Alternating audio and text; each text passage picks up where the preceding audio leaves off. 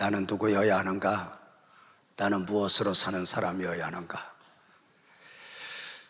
교회를 개척하고서 35년 동안 담임 목사의 직임을 감당하면서 끊임없이 스스로에게 했던 질문입니다. 중요한 결정을 내려야 할 때, 중요한 선택을 해야 할 때, 이해할 수 없는 상황들이 펼쳐졌을 때, 그 앞에서 나는 누구여야 하는가? 늘 질문을 하고 신앙 안에서, 믿음 안에서 삶으로 답을 해야 했습니다. 지난 1년 원로 목사라의 삶을 살아가면서도 이 질문에서 자유할 수 없었습니다. 늘상 나는 누구여야 하지? 물론 제가 하루하루 삶을 엮어가는 가운데 나는 누구여야 하지? 질문했다 해서 열이면 열, 백이면 백, 늘 바른 선택을 했고 바른 걸음을 걸었던 것은 아닙니다. 저도 여러분만큼이나 넘어졌고 여러분만큼이나 흔들렸고 여러분만큼이나 때로는 갈등해야 했지만 그럼에도 결국은 또 한 번 나는 누구여야 하는가 되새기며 이 길을 걸어왔으니 주님의 용서와 덮어주심의 은혜가 아니었다면 담임 목사를 비롯하여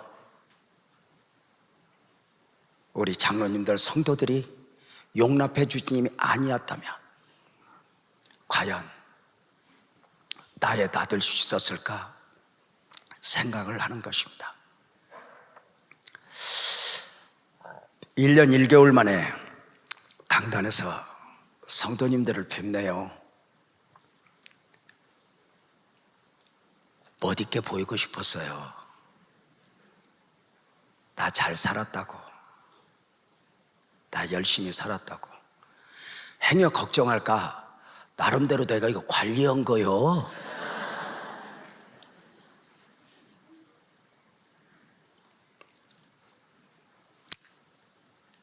또 말씀 안에서 성도들을 위로하고 싶었어요. 제가 성도들 삶에 깊숙이 들어가지 못하지만 기도하며 하나하나 소식을 듣는 거예요. 사랑하는 딸을 하늘나라에 보낸 우리 김창남 유지자는 잘 있을까? 사업장이 어렵다 하는데 잘 이겨내고 있을까? 기도하다가 내가 설교를 하게 되면 어떻게 성도들을 위로할까? 어떤 말씀으로 위로할까? 그러다 마음속에 요한 3서 1장 3절 4절을 품은 거예요.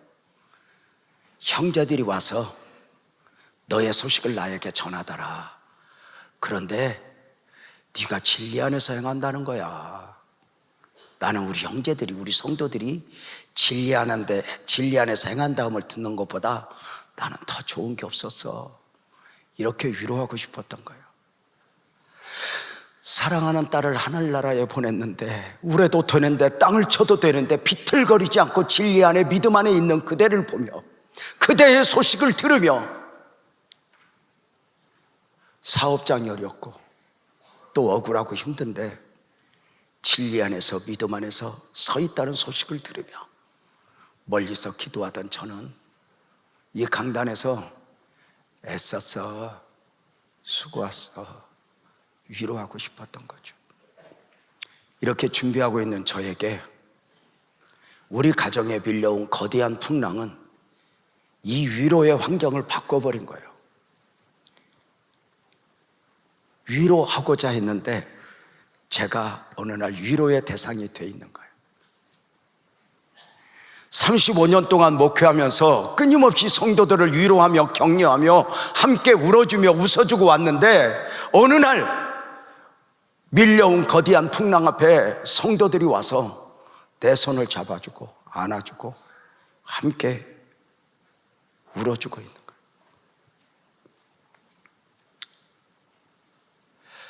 사람이 살면서 내 마음대로, 내 생각대로 안 되는 일들이 너무 많잖아요. 잘 아시죠? 저에게 첫사랑이 있었거든요. 우리 손주. 너무 예뻤어요.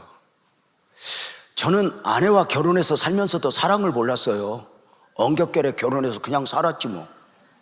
아니 진짜. 교회를 개척해서 섬기면서 사역에 미쳐 있어서 애들 3명이 태어났지만 어떻게 컸는지도 모를 정도로 몰랐어요. 근데 손주가 내 사랑세포를 깨운 거예요. 보면 좋고 고맙고, 이것이 하나님의 사랑인갑다. 이것이 하나님의 은혜인갑다. 그 사랑을 주던 그 아이가 병원에 입원해서 단 열흘 만에 하나님 앞에 간 거예요. 감기로, 노로바이러스로, 탈장에, 그리고 폐혈증에. 손 쓸 겨를도 없이 사랑만 주던 이 아이가 하늘나라에 간 거예요.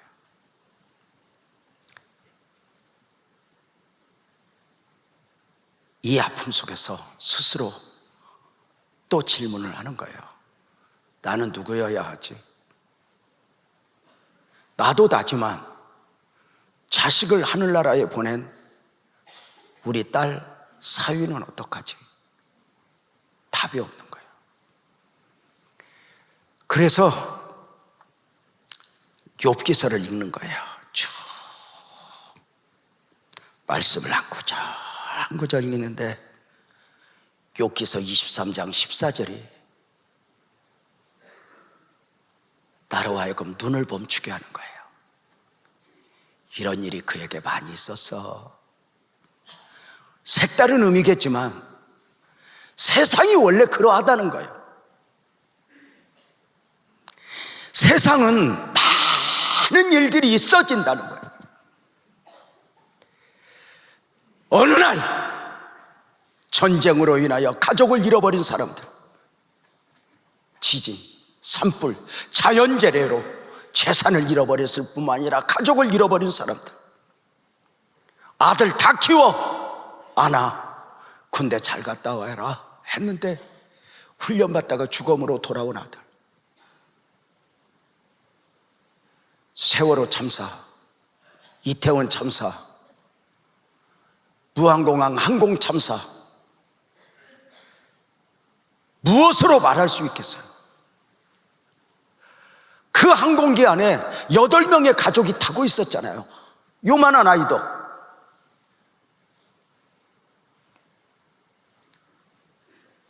평생에 위로하고 살아오면서 그저 등 또닥거리고 살아왔는데, 어느 날 그 아픔의 퍼즐이 내 삶에 둥지를 튼 거예요. 이런 일이 많이 있었어. 근데 그동안 네가 은혜를 입었던 거야. 선지자 요나가 풍랑을 만났습니다. 하나님이 원하시는 요나로의 사명을 어기고 요나가 원하는 요나로 자기 소견에 옳은 대로의 고집을 하며 도망을 하다가 만난 풍랑입니다. 어쩌면 요나는 기도했을 거예요.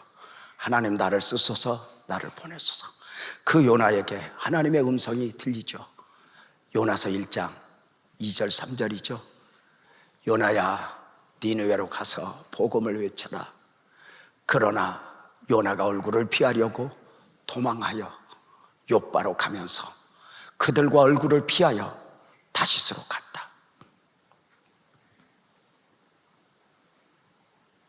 요나가 여호와의 얼굴을 피하여 도망을 했대요. 요나 마음이 편했을까? 괴로웠을 거예요. 요나가 여호와의 얼굴을 피하여, 요나가 과연 여호와의 얼굴을 피할 수 있다고 생각했을까? 요나는 더 잘 알아요. 무소부재, 어디에나 계신 하나님. 어디를 간들 하나님의 낯을 피할 수 있겠어요? 그 요나가 도망하다가 피하는 방식으로 자기의 눈을 감아요. 그리고 배비창에 가서 잠을 자요. 깊은 잠에 빠지죠. 그러나 언제나 그러잖아요. 요나는 하나님을 포기해도 하나님은 요나를 포기하지 않잖아요. 그 하나님이 요나를 찾아오죠. 거대한 풍랑과 함께. 하나님이 보내신 풍랑, 사람이 감당할 수 있을까? 배 안에 선장과 선주가 있지만 어느 정도의 풍랑에는 그 전문가의 역할이 필요하지만, 쓰나미와 같은 풍랑, 배가 깨지게 되었고 뒤집어 버린 이 거대한 풍랑을 선장과 선주가 감당할 수 있어? 없어. 저들은 흔들리는 배 안에서 살기 위해 배 안에 있는 물건들을 다 던지는 거야. 그 물건들은 어쩌면 장사하기 위하여 무역하는 그 물건도 있었을 것이고, 어쩌면 저 시골집에 가면서 부모에게 가져다 줘야 하는 보따리도 있었을 거지만, 풍랑 앞에 이런 것들은 의미가 없었죠. 때로는 인생의 풍랑이 그러잖아요. 한때 내가 귀하게 여기던 것 다 별것 없어지잖아요. 하나씩 하나씩 던지다 보니까 밑에 사람 같은 게 하나 누워 있어서 보니까 요나예요. 깨우네요. 요나야 일어나. 근데 아세요? 풍랑을 하나님이 보내셨다. 우리는 왜요 이렇게 접근하잖아. 그런데 하나님이 보내셨다면 그 안에 또 해답이 있는 거 아닐까? 이런 생각인 거예요. 그냥 사는 중에 고난이 왔어 그러면 원래 세상은 그런 거야 그러는데, 하나님이 보내셨다면 그 안에서 하나님의 마음이 읽어지는 것 아닐까? 하나님은 요나에게 풍랑을 보냈을 때 요나를 심판하고 징계하는 것이 목적이 아니었어요. 너희는 어디서? 아니에요. 하나님은 풍랑과 함께 요나와 씨름하는 거죠. 요나야, 너는 자기 소견에 오른 대로 살면 안 돼. 네가 원하는 너로 살면 안 돼. 너는 선지자잖아. 너는 복음을 알잖아. 나와 함께 해야 돼. 하나님의 씨름이죠.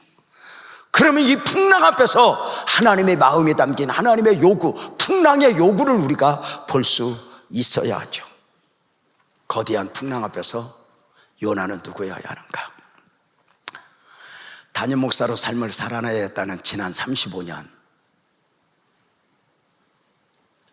교회가 여기까지 오는 동안 참 거친 풍랑을 많이 만나야 했네요. 저는 목회하면서 어디 가서 우리 교회 자랑을 해본 적이 없어요. 왜냐하면 이 안에 얼마나 눈물, 피눈물이, 아픔이, 핏값이 담겨 있는 걸 아니까.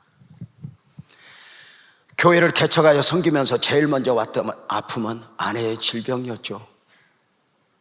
어느 날 아내가 목에서 피가 한 주먹 넘어와서 병원에 갔더니 결핵, 등막, 여러 합병증이 아내의 발목을 잡고 우리 발목을 잡더라고요.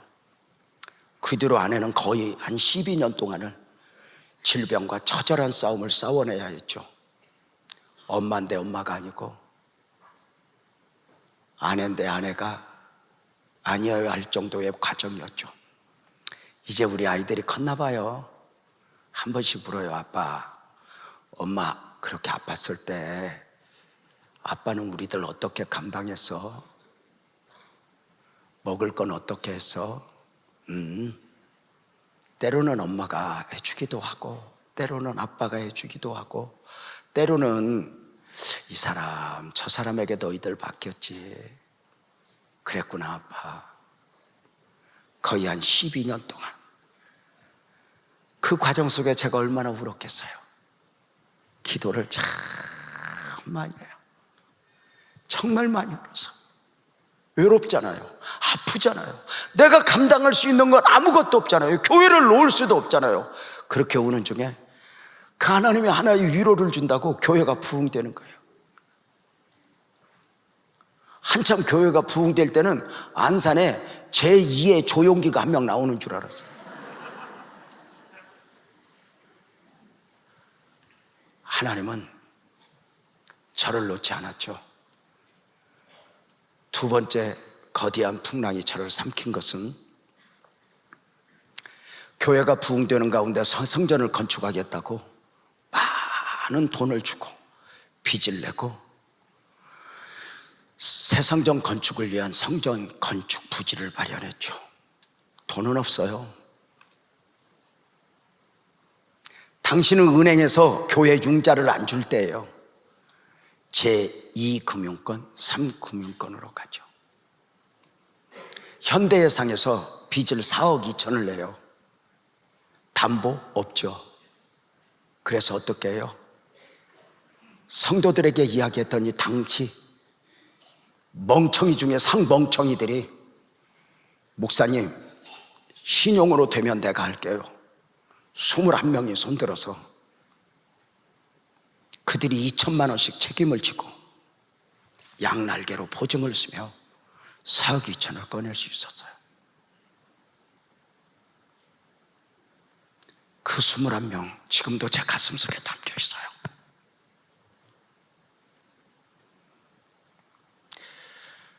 그리고 빚 위에 빚을 내서 땅값 다 지불하고 흥분해 있던 저에게 밀려온 풍랑이죠. 사기를 당한 거예요. 한 푼도 건질 수 없었어요. 풍랑 앞에서 또 나는 물어야 했죠. 나는 누구여야 했지?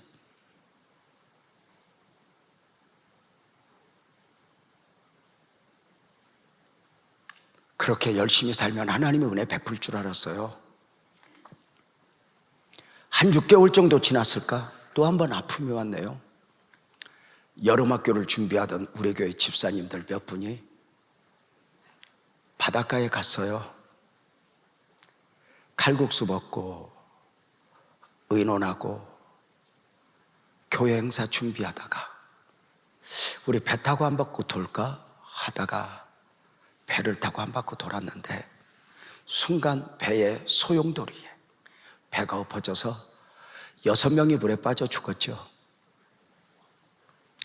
하늘이 무너지고 땅이 꺼졌네요. 장례식장에 갔더니 안 믿는 친척들이 내 멱살을 자꾸 흔들어요. 보상대책 세우라고. 나는 아무것도 할 수 없었어요. 빚만 잔뜩 있는 교회가 무엇을 해요? 방송국 3사에서 카메라 들이대죠.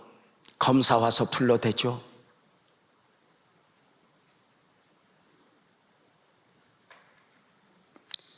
그때 아팠던 우리 아내가 택시 타고 그 장례식장에 와서 중간에 앉아서 손들고 오열을 하는데 하나님 나 데려가지 왜 이 사람들 데려가서 하고 우는데 몇 번을 혼절을 하는 것을 봤죠. 붙들려서. 보상대책 세우기 전에는 장례식 못 치른다고 막더라고요. 그 6명 안에 이금자 남편이 있고 김선희 남편이 있고 다 눈물이죠.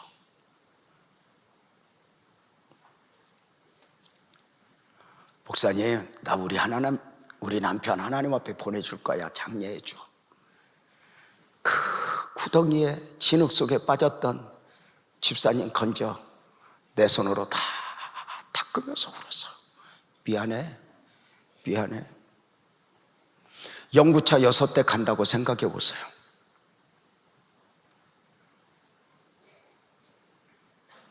그렇게 6명을 하늘나라 보내고 비로소 교회 안산 땅에 돌아오니 안산에서는 희한한 소문이 들어요. 부흥되는 줄 알았더니 저 교회 가면 사람 죽어, 저 교회 가면 부도나, 저 교회는 하나님의 뜻이 없어, 저 목사는 목사 안 돼야 됐나 봐, 목사 됐나 봐. 근데 아무 할 말이 없어. 눈에 진물이 나도록 울어가는 과정 속에서 그때 당시 김선희 남편, 이 집사님이 재정부장을 맡았어요. 땅 사기당할 때 그 집사님이 이렇게 말했거든. 목사님, 힘내, 내가 교회 지어줄게. 그리고 교회 빚을 감당하던 그가 하늘나라 가서 빚만 잔뜩 있는 재정부 누구한테 맡겨요? 당시 과일 장사하던 최학술 집사 찾아가서 집사님, 재정장부 좀 맡아. 그랬더니 목사님 빚 잔뜩 있잖아, 그지? 나 못해. 그러면 나 누구한테 맡겨? 그리고 울어버렸더니 울지마 목사님, 내가 할게. 그래, 같이 하자. 재정부장 받고 6개월 만에 교통사고로 또 죽어. 제가 하나님 앞에 이게 뭐냐? 하나님이 이게 뭐냐?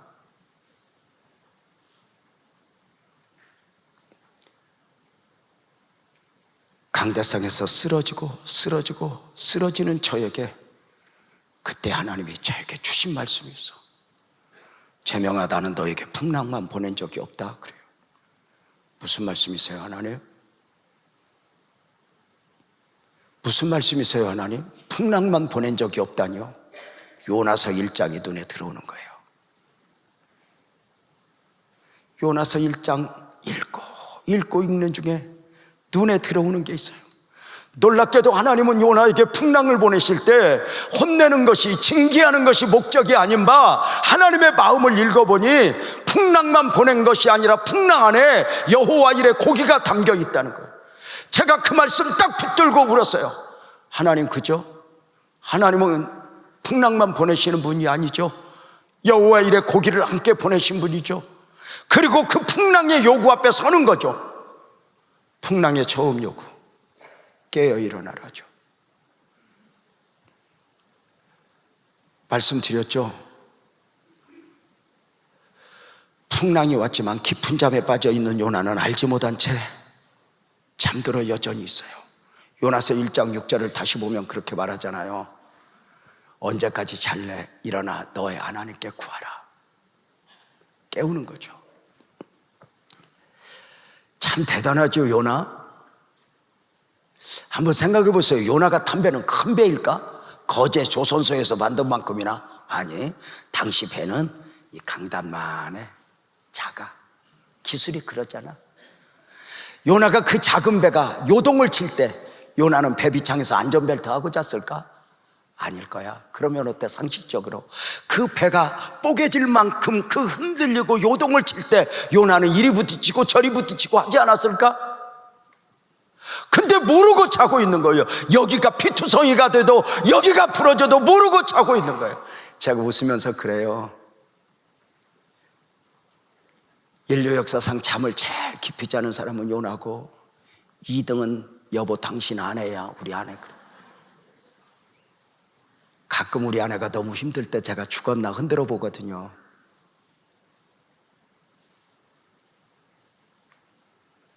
근데 요나가 자고 있는 잠에서 무엇을 보여줄까? 요나가 자고 있는 잠은 육적 잠이 아니라 영적 잠인 거예요. 하나님이 원하는 요나여야 하는데, 사명의 장소로 가야 하는데 요나가 원하는 요나로의 고집을 하면서 자기 길을 가는 그가 영적 잠을 자는 거예요. 이 정도 흔들리면, 이 정도 아프면 깨어 일어나야 되는 거 아니에요? 근데 모르고 자고 있는 거예요. 혹시 여러분 중에 영적 잠을 자고 있는 분이 있어요? 한때 기도 안 하면 큰일 나는 줄 알았어. 한때 예배 빠지면 벼락 맞는 줄 알았어. 한때 누구 미워하면 기도도 안 됐어. 근데 어느 날부터인가 미워해도 괜찮아, 말 함부로 해도 괜찮아. 그 하나님이 풍랑을 통해 요나야 일어나라, 선장을 통해 일어나라, 너희 하나님께 구하라, 하나님 앞에 서라. 하나님의 방식으로 하나님 앞에 세우죠. 근본에 우리 손주를 보내는 과정 속에 아픔과 함께 은혜들이 보였네요. 나는 우리 아이들이 믿음 없다고 늘 안타까워했는데 이런 일 당하니까 딱 목사의 가정, 자녀로서의 뭔가 느낌이 나오더라고요. 삼성병원에서 아이가 마지막 싸움을 싸우고 있을 때 우리 딸이 혼절을 하더라고요. 안 돼, 안 돼, 안 돼. 그리고 저와 함께 의사가 더 이상 할 것 없습니다, 사망 선고를 내리는 순간 우리 딸이 눈물을 딱 탔더니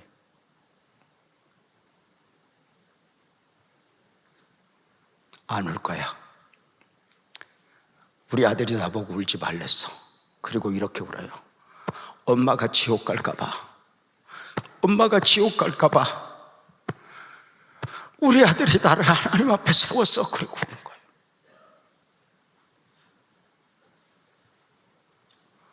사돈이 예수를 믿지 않았어요. 장례 과정 중에 사돈이 이렇게 말해요. 나 이제 예수 믿을 거예요. 나 천국 가서 선이 볼 거예요.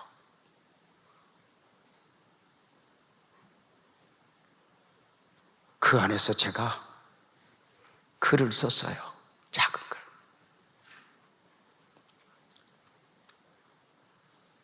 선의의 희생으로 누군가가 하나님 앞에 가까이 갈 수 있다면 선의의 희생은 희생이 아니라 미랄이 된 것이라고.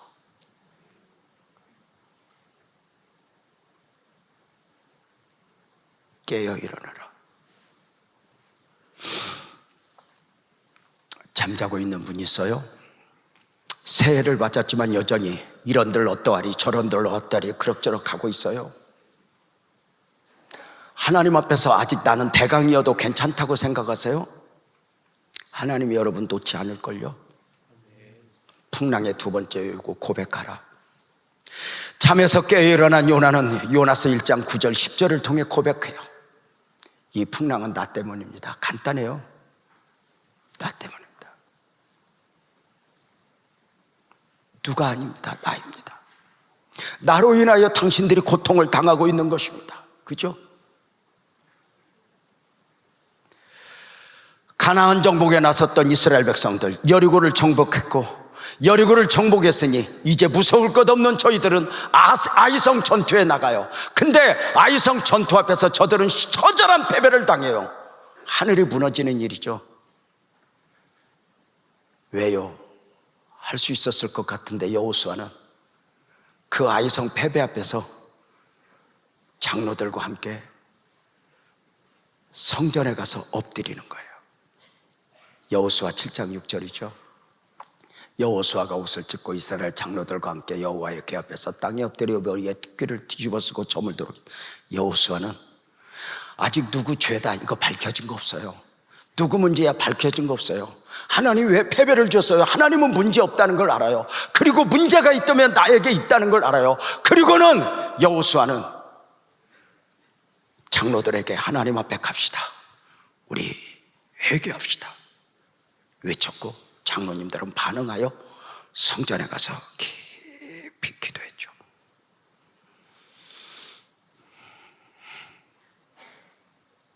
누구 때문에 무엇 때문에 주저앉지 않았죠.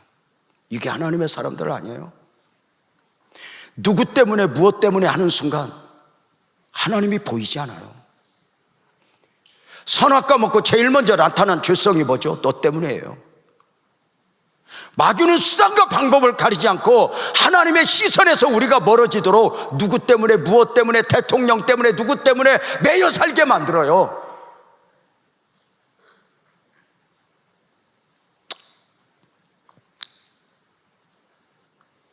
교회와 가정의 매력이 보여요. 문제가 생겼을 때 누구 때문에 하지 않고 부부가 손잡고 우리 하나님 앞에 가자 했다면, 교회가 문제가 있을 때 문제 앞에 헐떡거리는 것이 아니라 목사는 장로님들과 함께 기도하자 하고 장로님들은 함께 성전에 와서 기도할 수 있다면 무엇이 문제가 될까? 누구 때문에 무엇 때문에 아니죠. 이번에 손주가 하늘나라 갔는데 그 아들을 하나님 앞에 보낸 우리 사위가 했던 말 하나, 가족들 앞에서 이렇게 말했어요. 우리 오늘 하나 다짐합시다. 여보, 내 부탁 하나만 들어줘. 누구 때문에 무엇 때문에 탓하지 말자. 의사도 탓하지 말고 우리 스스로도 자책하지 말자. 그냥 우리 아들 하나님 앞에 잘 보내자.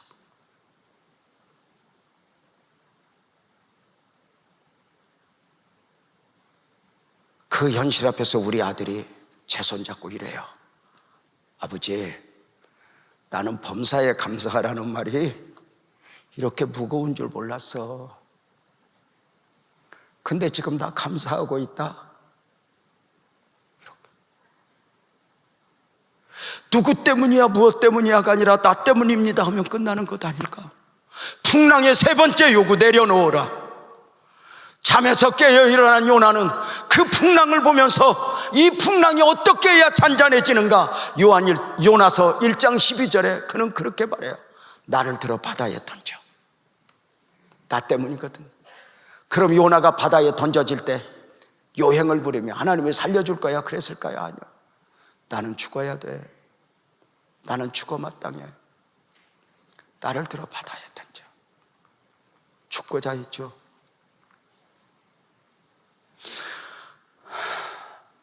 그런데 놀랍잖아요.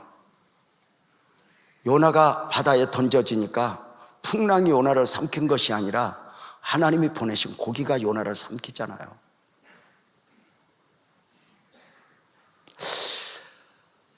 고기 뱃속에 들어가 3일 동안 요나는 기도해요.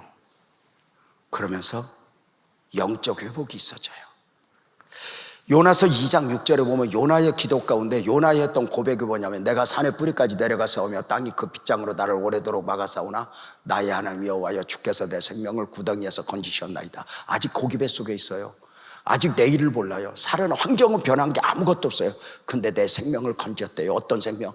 영적 생명. 어느 순간 육은 죽고 영은 산 거예요. 죽고자 하면 살 것이오라는 말이 있죠. 고기에게 삼키운 요나는 육적으로는 죽었지만 영으로 살았죠. 이 원리를 깨달은 바울은 날마다 죽노라 했어요. 죽어지지 않잖아요. 그래서 바울 사도는 고린도전서 9장 27절에 보면 날마다 내 몸을 쳐 복종시킨대요. 교회 가정에서 누구 때문에 무엇 때문에 하지 않고 내려놓으면 되잖아요. 저는 한 가지 배웠어요. 내가 내려놓아서 문제가 되지 않는다면 문제 아니다. 두려우세요? 예수님 말씀하셨잖아요. 나는 부활이요 생명이, 나를 믿는 자는 죽어도 살겠고, 무릇 살아서 나를 믿는 자는 영원히 죽지 않아. 죽어도 살겠고 영원히 죽지 않는 생명이 우리 안에 있을까? 있죠. 영적 생명.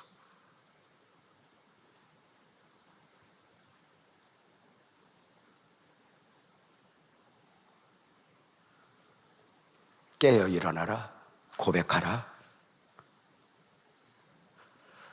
내려놓아라. 고기가 삼키운 가운데 고기 뱃속에 축복이 담겨 있는 거예요. 요나가 고기 뱃속에 3일이 있었네요. 감옥이 아니에요. 고기 뱃속이에요. 캄캄함이에요. 빛도 하나도 없어요. 내일도 보이지 않고 아무것도 보이지 않아요. 아무것도 보이지 않아요. 우리 삶이 그러할 때 있잖아요. 내일이 아무것도 어찌할 바 모를 때. 그런데 놀라운 게 고기 뱃속에서 이 축복이 무엇이 보이는 줄 아세요?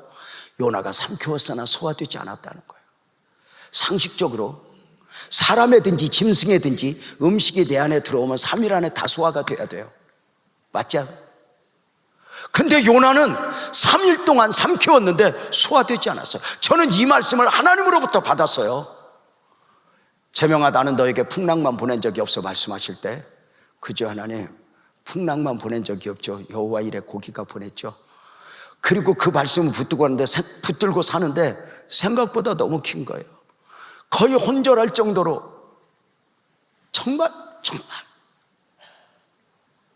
그때 하나님이 또 하나 주신 거예요. 요나가 삼키었으나 소화되지 않았다. 유재명, 고난이 역경이 너를 삼켰지만 너 소화되면 안 돼. 다니엘이가 사자굴에 삼켰지만 손가락 하나 상하지 않았어. 사드락과 메삭과 아벳느고가 풀무에 삼켰지만 머리털 하나 상하지 않았어. 소화되면 안 돼. 마지막을 네가 만들면 안 돼. 포기하면 안 돼.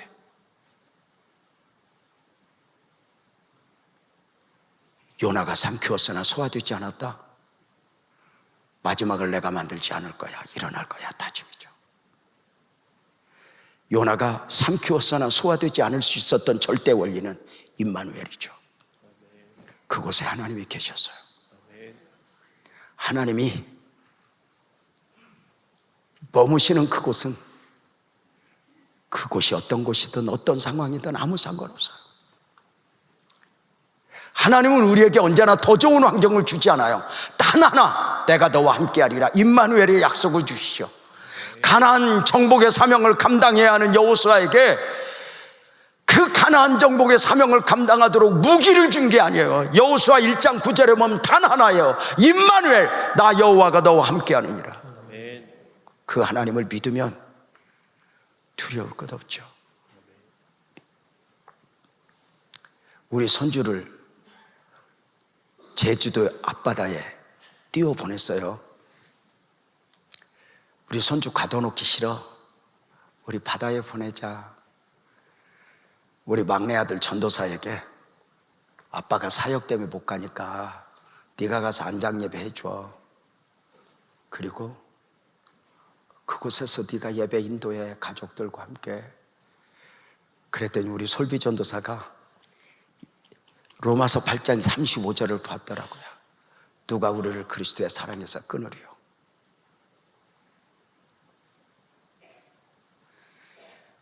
아무도 하나님과의 관계에서 끊을 수 없다고 그가 그 바다에서 외치더라고요. 우리는 고난이 역경이 나를 삼킬 수 있지만 나는 소화되지 않을 거야. 주님 손잡고 있으면 죽어도 살잖아. 요나가 삼키었으나 소화되지 않을 수 있었던 절대 원리는 부르짖는 기도였죠. 요나는 고기배 속에서 세상에 부르짖어 기도했어요. 사람 들으라고가 아니에요. 하나님은 임마누엘로 함께하고 우리는 기도로 하나님과 함께하고, 하나님은 임마누엘로 우리에게 약속을 주시고 우리는 기도로 그 하나님을 찾아 하나님에게 우리 마음을 쏟아놓는 것이었죠.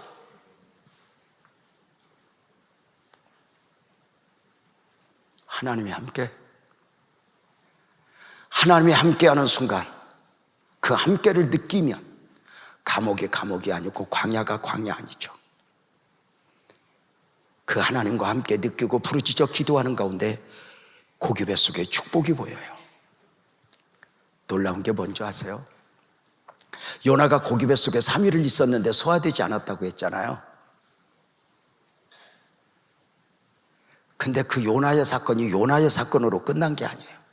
놀랍게도 주님은 요나의 사건을 표적으로 삼아 십자가와 부활을 계시하신 거예요. 그래서 우리 주님이 마태복음 12장 39절 40절에 이렇게 말씀하셨잖아요. 예수께서 대답하여 이르시되 악하고 음란한 세대가 표적을 구하나 선지자 요나의 표적밖에는 보일 표적이 없어. 요나가 밤낮 사흘 동안 큰 물고기 뱃속에 있었던 것 같이 인자도 밤낮 사흘 동안 땅속에 있을 거예요. 요나는 내 삶에 복음이 담겨 있다는 거 몰랐어요. 그냥 나는 난 줄 알았어요. 그냥 살다 보니 도망도 갔고, 살다 보니 선지자도 되었고, 살다 보니 고기 뱃속에도 들어간 줄 알았어요. 그런데 자신의 삶에 복음이 담겨 있고 나중에 복음이 복음되는 과정 중에 십자가와 부활을 계시하는 표적으로 삼을 줄 누가 알았어? 몰랐어. 아브라함이 갈대아 우르를 떠나라 하나님의 음성 앞에 대단한 꿈을 가지고 떠난 게 아니에요. 아들 하나나 둘 소망 안고 떠났어요. 갈 바를 모르지만 말씀 의지하여 떠났던 그 걸음이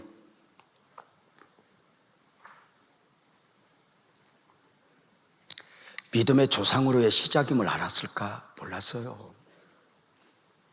그냥 나는 난 줄 알았어요. 호세아 이야기 좀 해드릴까요? 호세아가 선지학교를 졸업하고 주여 나를 보내소서 기도해요.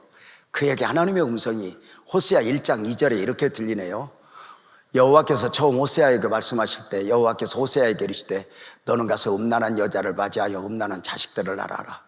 이 나라가 여호와를 떠나 크게 행함 음란함이니라. 여러분, 호세아가 선지자예요. 오늘날로 말해보면 가운 입고 설교하는 목사란 말이에요. 근데 그 선지자 호세아에게 하나님의 음성이 들려요. 호세아야, 너 가서 큰일 하려고 하지 말고 이 나라가 너무 망가졌어. 뭔가 보여줘야 돼. 네가 가서 음란한 여자를 맞이해서 좀 아내로 삼아라. 그리고 음란한 자식을 낳아라. 호세아가 순종해요. 호세아라고 큰일 하고 싶지 않았겠어요? 가서 음란한 여자를 맞이해요. 호세아는 이해가 됐겠어요? 그러면 음란한 여자를 아내로 데리고 오면 가족들이 박수를 쳤을까요? 아이고, 세상에도 하나님 뜻에 순종하는구나. 이렇게 거룩한 척은 혼자 다 하더니 실컷이야 그런 여자 데리고 와? 아니었을까?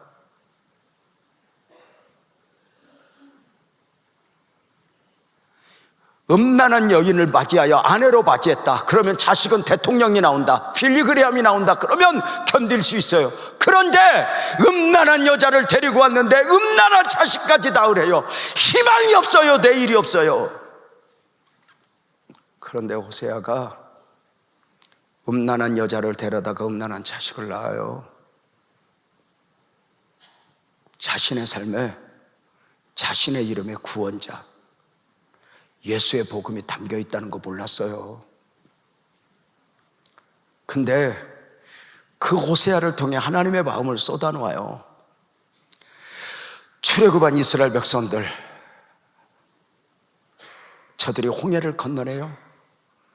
저들은 그저 노예라는 삶이 고통스러워서 자유한 줄 알았고 홍해를 그냥 건넌 줄 알았는데 놀랍게도 그 삶에 그 역사에 복음이 담겨 있으니 애굽으로부터 자유는 죄로부터 자유, 홍해는 세례. 몰랐죠. 오늘 우리의 삶은 어때요? 우리도 때로는 나만 혼자 헐떡이는 줄 알잖아요. 내 삶은 왜 이럴까? 그냥 때로는 포기하고 싶고 그만두고 싶고. 근데 어느 순간 복음의 주체이신 하나님이 나와 함께하고 내 삶에 복음이 담겨 있다고 하는 순간 우리는 포기할 수 없는 거예요. 내려놓을 수 없는 거예요. 울면서라도 그 길을 가는 거예요. 우리가 하나님의 뜻을 다 알 수는 없어요. 다만 믿는 거예요. 나는 너에게 풍랑만 보낸 적이 없어. 믿는 거예요. 내 삶에 복음이 담겨 있다. 저는 목회 35년 동안 참 버겁게 삶을, 사역의 길을 걸었어요. 저는 한 번도 그렇게 의지에 가서 설교를 하면서 단 한 번도 우리 교회 자랑을 해본 적이 없어요. 왜요? 이 안에 얼마나 피값 눈물이 담겨 있는가를 아니까. 그냥 돼요? 아니요. 좋아서 이 길을 왔겠어요? 때로는 너무 힘들어 도망가고 싶은데 연대보증 서준 멍청이 21명들이 그냥 있는 거예요. 나 보고. 내가 도망가면 21명 다 신용불량자 되잖아요. 그렇게 힘들었을 때 어느 한 큰 교회에서 저에게 청빙이 왔어요. 장로님들 7명이 왔더라고요. 어느 날 예배 때. 그 7명이 절 보고 그래요. 목사님 우리 교회로 와주세요. 목사님 어렵다 소리 듣고 왔어요. 목사님은 꿈을 펼치셔야 될 분이에요. 우리 교회 세팅 다 됐어요. 오세요. 제가 그랬어요. 장로님들 미안해. 내가 우리 교인들 보고 아무리 힘들고 어려워도 가지 말라고 했어. 그리고 내가 도망가? 나 못 가. 나는 이들과 그냥 함께 살 거야. 그냥 이들과 함께 울면서 갈 거야. 목사님 언제든지 연락 주십시오. 그러지 마.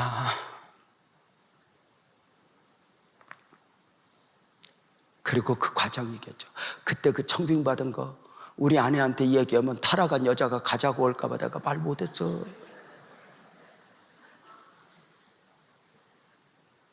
그런데 그 아픔들이, 눈물들이 미랄이 되었고 승화가 되어서 오늘의 교회가 있어졌고 유재명 목사가 있어졌고 많은 곳에 복음을 전하는 간증이 되고 있죠. 재명아, 나는 너에게 풍랑 보낸 적이 없어. 너 영적 잠에서 깨어 일어나야 돼. 그리고 무슨 일 있으면 나 때문입니다 해. 누구 때문에 무엇 때문에 매이지 말고, 그래도 안 되면 내려놔. 나는 너에게 풍랑만 보낸 적이 없으니까 내려놓으면 죽고자 하면 살아. 왜? 육은 죽어도 영은 살잖아. 요나가 삼켰으나 소화되지 않았다. 주님이 함께. 그리고 나는 기도하니. 저는 이 말이 그렇게 좋더라고요. 하나님은 임마누엘로 함께 하시고 나는 기도로 함께 하고. 올 한 해 임마누엘 되시는 그 주님 앞에 내가 오늘 새벽에도 하나님, 나 오늘 강단에 서요. 주님 함께 해줘. 왔죠. 요나가 삼켰으나 소화되지 않았다.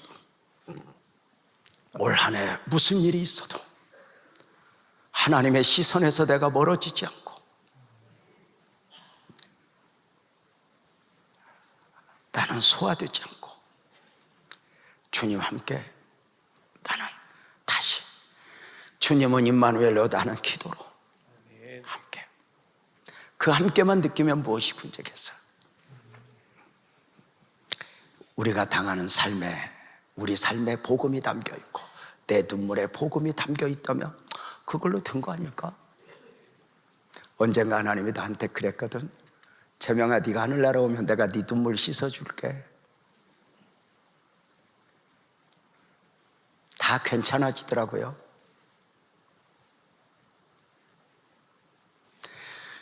새해를 힘차게 출발한 여러분, 여러분은 어떠하십니까? 어떤 마음으로 지난 한 달을 살아오셨고 또 가야 합니까? 괜찮다고 여러분 스스로에게 말해 주십시오. 여러분 삶은 충분히 가치 있다고 말해 주십시오. 무엇이 없기 때문에, 잃어버렸기 때문에, 이루지 못했기 때문에 나는 살아야 될 이유가 없어, 이렇게 말하지 말고 내 안에 복음이 담겨 있고 주님이 나와 함께하니 내 삶은 충분히 가치 있다고. 나는 포기하지 않고 또 일어나. 부자 되려고 하면 문제도 많겠지만, 출세하려고 하면 문제도 많겠지만 믿음으로 살겠다는데 뭐.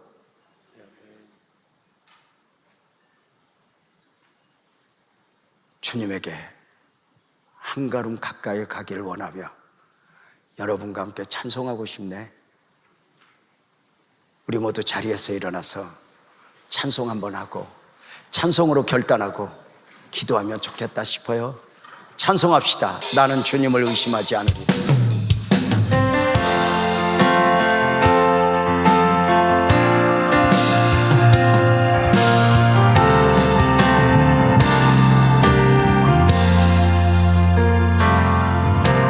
하루에 돛대가 무너지고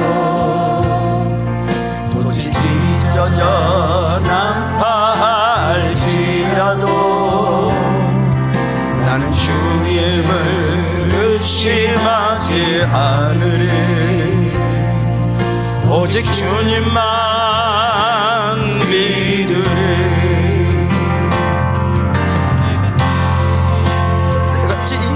진도 때문에 울지라도 모든 희망이 산산조각 나더라도 나는 주님을 믿습니다. 외치리 나의 아버지를 믿으리. 모든 말랑에서 나를 건져주시는 결코 실패함이 없는 주의 손을 나는 언제나 의심하지 않으리. 오직 주님 아멘이죠. 2절 오랜 가뭄에 오랜 가뭄에 땅이 갈라지고 모든 식물이 말라 죽더라도 나는 주님을 의심하지 않으리. 오직 주님만 믿으리. 소중한 것이 한순간에 사라져도 모든 소망이 사라진다 할지라도 나는 주님을 믿습니다. 외치리 아멘. 나의 아버지를 믿으리. 약속하신 것을 반드시 지키시네. 결코 실수함이 없는 주님의 손을 나는 언제나 의심하지 않으리. 오직 주님. 기도하는 마음으로 우리 다시 한번 합시다. 컨셉 파도에 돛대가 부러지고 끝이 찢어져 난파할지라도 나는 주님을 의심하지 않으리. 오직 주님만 믿. 오랜 가뭄에 2절 오랜 가뭄에 오랜 가뭄에 땅이 갈라지고 모든 식물이 말라 죽더라도 나는 주님을 의심하지 않으리. 오직 주님만. 우리 두 손 번쩍 들고 크게 외칩시다. 소중한 것이 한순간에 사라져도 모든 소망이 사라진다 할지라도 나는 주님을 믿습니다. 외치리 나의 아버지를 믿으리. 약속하신 것을 반드시 지키시네. 결코 실수함이 없는 주님의 손을 나는 언제나 의심하지 않으리. 오직 주님만 믿으리. 오직 주님만 믿으리. 오직 주님만 믿으리. 한 번만 더요. 오직 주님만 믿으리. 그대로 두 손 번쩍